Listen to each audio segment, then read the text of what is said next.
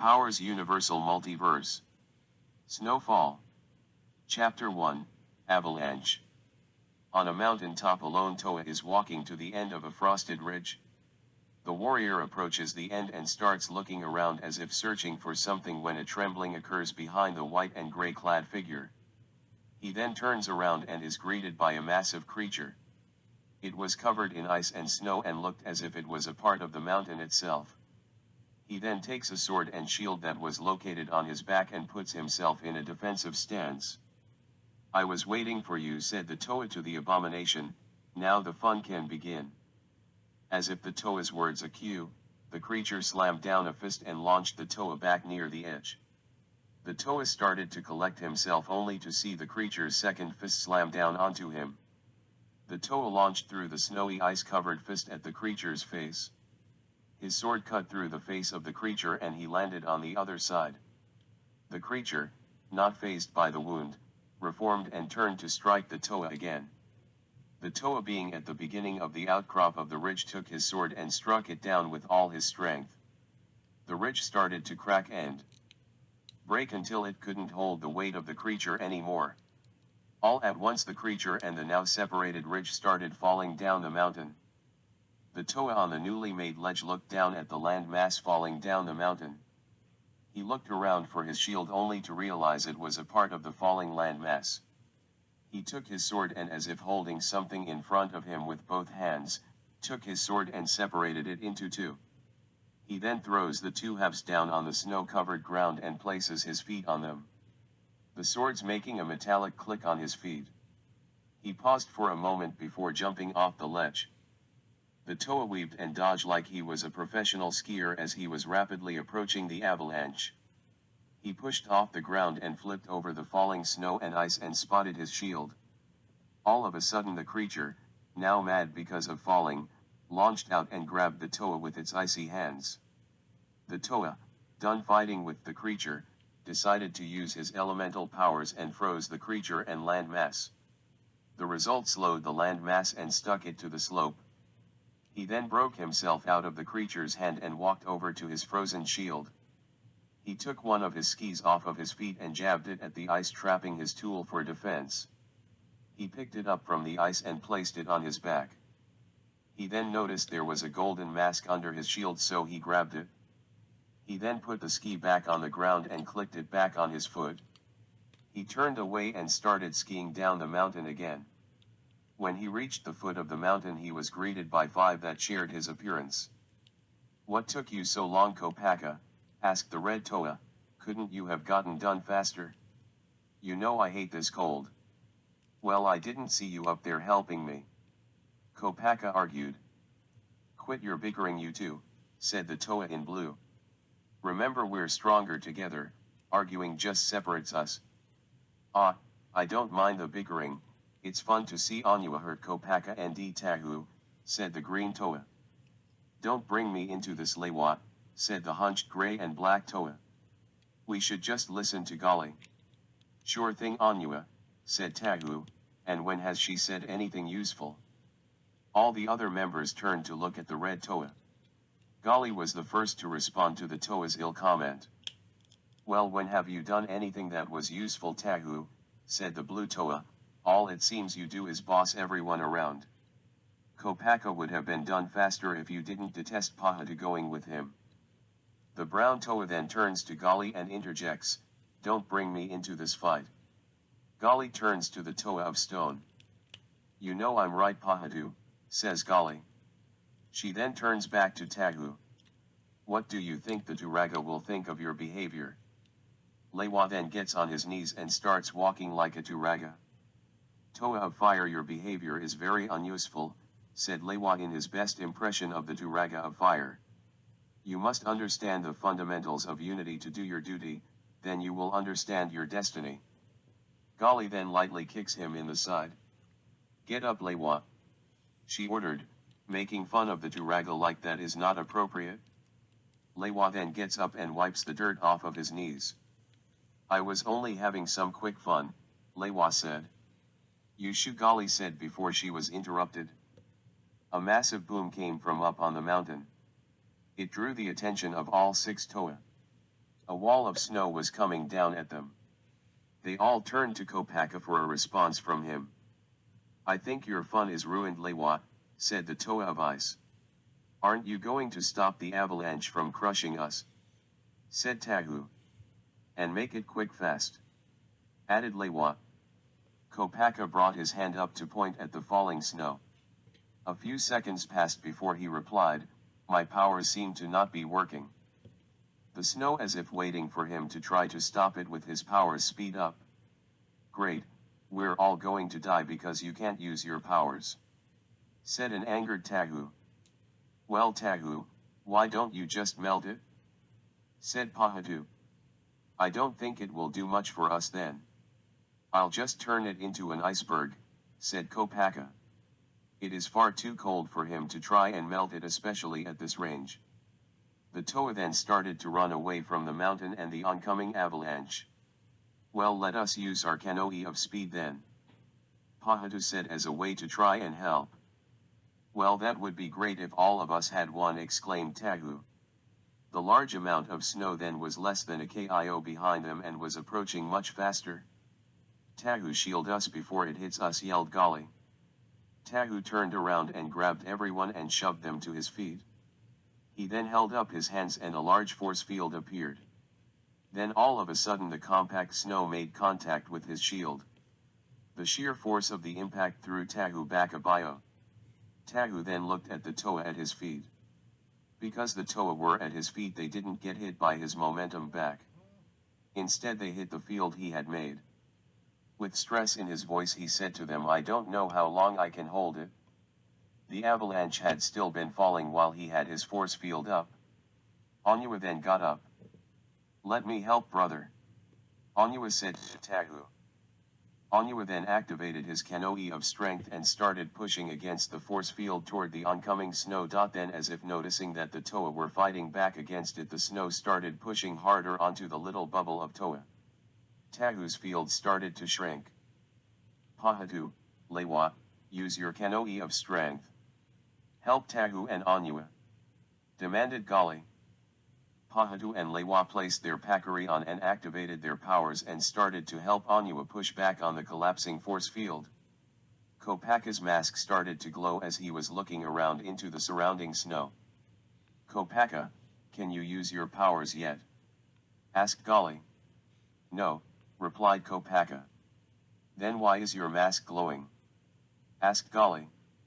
"I'm searching," replied the Toa of Ice. "What are you searching for at this difficult time?" demanded Golly. The snow then stopped pushing on the force field and receded. There was then a large rumble in the snow. It was so forceful it made all the Toa fall down. Then out of the snow a large hand slapped against Tahu's force field around the Toa. It launched the Toa in the air, which made Tahu lose concentration. The Toa went scattering into the snow. The large creature that Kopaka encountered at the top of the mountain appeared out of the snow. They all quickly dug out of the snow and were hit with a snow wall. It knocked them all farther from the monster. That said Kopaka to Golly's question. Tahu, the farthest from the scattered group, then yelled as he pointed at the large monster. "When were you going to tell us that there was a Dane snow monster, you snow-loving Daka? Are you trying to get us killed? Watch your language, Tahu.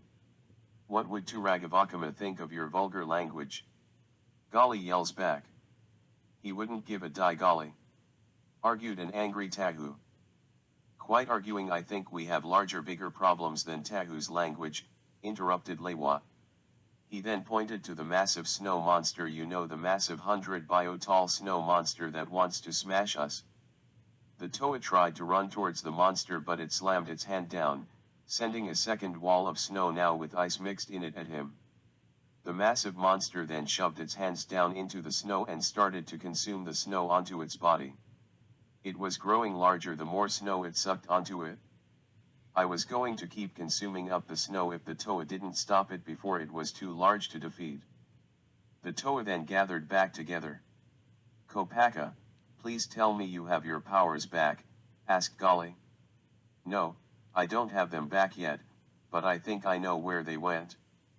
They all turned their heads toward the now doubled in size snow monster. Well, that sucks, Pahadu said that everyone else was thinking. Do we have a plan to stop this thing? Questioned Lewa. Maybe make it quick fast. I don't want to be snow monster food. Well, since it has my powers, I think, I know how we can defeat it. Kopaka said. Listen closely. The giant snow monster had hit ice while it was consuming the snow. It couldn't understand why these 6 bugs were fighting it. The white bug had woken it up at the top of the mountain. It then tried to kill it and shoved it down the mountain. The only way it survived is it took the toe's powers when it went to grab the little gold thing. All of a sudden the creature saw the brown and black bug to his left. They threw large snowballs at it. One hit its face and it couldn't see. He then felt another one of the bugs on its back. He felt it bit him, so he shook its back to fling the bug off. He then felt its legs burning hot. His artificial snow legs turned to ice so he couldn't walk without breaking them. He then felt his arms get really heavy. In a last act he wiped his face of the snow before his arm fell. When he looked around he saw the red bug at his legs and the blue bug shooting water at its arms. The green bug was by the brown and black bug. It looked around to find the last bug, the white one. Its search ended fast when he saw it slide down his face. It felt the ice powers it took from the white bug drain. Then it saw a light and heard a large boom and its head felt static. In its final moments it saw a purple bug land on the ground. It then lost consciousness. I can't believe that worked, Kopaka, said Lewa. You even made lightning come from the sky. That wasn't me, Lewa, Kopaka said. The Toa then looked at the unknown purple being that had just appeared. The being was just like them, a Toa, but the being looked strange to them. He had a sword just like Tahu, but his was purple and it was lightning bolts instead of flames. They wore a purple kanoe that had lightning bolts protruding out from the sides. Who are you? Tahu said first, although the others were thinking the same thing. I am Voraki, the 7th Toa, the Toa of lightning, the stranger replied. Well then, how come we haven't heard of you before? Said Tahu to the stranger that called himself Voraki. Our Turaga would have told us of you. Well, your Turaga have either lied to you or they don't know everything. Said Voraki, I think they have just lied to you. Gali then went to strike Voraki, but Lewat and Anua held her back before she could hit him. Well, join us then, Voraki, said Pahadu.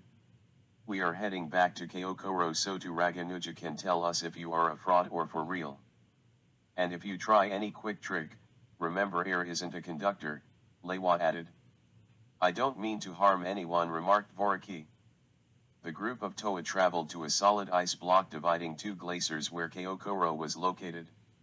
As they entered the village, a meteor fell from the sky and hit near the peak of the mountain. To the Toa's luck, all the Turaga had congregated there for some important business in Keokoro. The Keo Mataran looked in awe at the 7 Toa walking through their village. One of the Mataran walked up to Kopaka. Kopaka, what brings you back to the Koro so soon? The teal-masked Mataran asked him. We have to speak with Nuju, answered Kopaka. Can you take us to him, Kopek? Sure thing, Toa, Kopaka, answered Kopek. He is with the other Turaga talking about the recent Rahi attack over on Ihu mountain. Said Kopaka. Follow me, Toa, I'll take you to the Turaga. Kopek said. The Toa followed the Mataran through the village and to a hut at the very far side of it. Inside, the Turaga were talking over a table with a map. Vakama, if what the Mataran say is true, Keokoro is in danger. Said a blue Turaga to a red one of the same. Nokama, I know, said the receiver of the blue Turaga's words. What do you guys think? The other Turaga were about to speak their minds when the red Turaga held his hand up to silence them. Vakama rolled up the map and handed it to the brown Turaga. They put it in a secret behind a shelf on a far wall. The Toa walked into the enclosed hut. All of them but Lewat, Anua, and Gali had to duck their heads a little to not knock them on the low-lying ceiling. Hello, Toa, what brings you to Keokoro? Vakama said, being the first to speak. Turaga Vakama, we came here to ask Nuju who this is. Tahu answers as he points to Voraki. Voraki gives the Turaga a slight glare before putting a friendly expression on his face. Well, Toa, what is your name? Vakama says to Voraki. My name is Voraki, Toa of electricity. Voraki replied. Vakama then turned to the other Turaga to get their opinion on the new Toa in front of them. What do you think, brothers and sister? Vakama asked them. The brown Turaga then said, I think the other Toa need to leave so we can question this Voraki person. The other Turaga nodded in agreement. The Toa looked taken back. He also said he was the seventh Toa. Lewa blurted out. Voraki suddenly looked as if a cover was blown. He started to shake a bit out of nervousness. He knew he had been finally caught, and if he tried to say anything in defense he would instantly become the target of everyone's attack. The white Turaga then made several metallic clicks and clacks. An unseen Mataran then appeared out from behind him. The Turaga then made several more clicks.